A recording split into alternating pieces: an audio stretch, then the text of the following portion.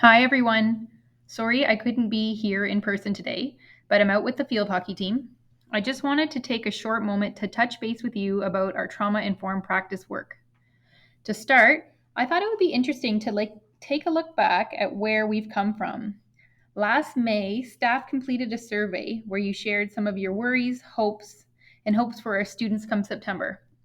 When I look back at this, I was surprised to see that although things have been difficult in our September startup, and the weeks where we have two classes can feel almost impossible, we've really come a long way from where we were in May. Much of what we had hoped for has come true, and many of our worries have been alleviated. If we look at this first question, what do you look forward to in September? We look forward to a return to normal, teaching in person and being back in the building. Fewer health and safety restrictions, less change and more consistency, and school wide activities, small group activities, and extracurricular activities. And we wanted community and connection. Question number 2, what are you most concerned about? We are concerned about being online, cohorted again, and back in quads. We are worried about high COVID rates and our safety, as well as our student safety. We're worried about constant change and the unload, lack of time and the workload, the impact that the SDLP would have and our reduced numbers, as well as supports needed for de-streaming. I think it's important to recognize that things are still difficult. We're not out of the pandemic or the restrictions it brings. However, it's nice to recognize that we have come a long way and we are definitely in a better spot than we were. One last question I wanted to look at were, what do you think students will need in September?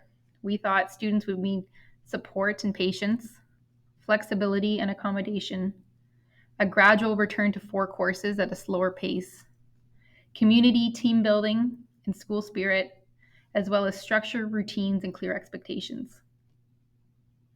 We know that relationships are another thing that student needs to find success, and one of the big ideas that we've looked at in trauma-informed practice. Laura Shantz recently shared this video with me. It focuses on the importance of building relationships with your students and the direct positive impact it can have on their academic success.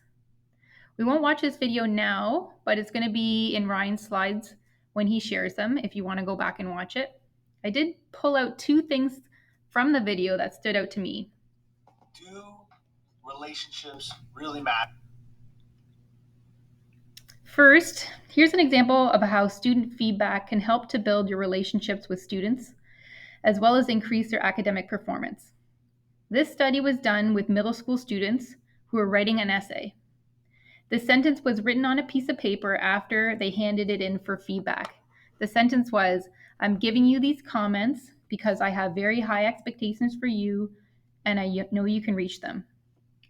This comment alone shows the student that they had high expectations for them, that they knew they could do it, and they told them that they were there to support them along the way.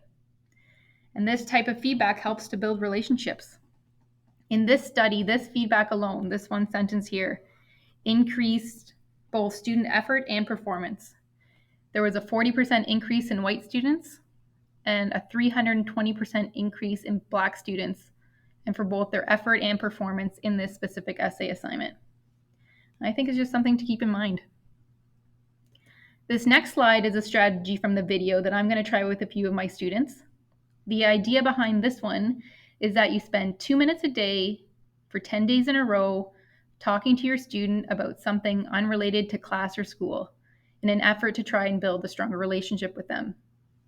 When this practice was tested in a study, it resulted in an 85% increase for the better in student behavior. Once again, showing the importance of relationships and building them with students. So let's just take a look at trauma-informed practice.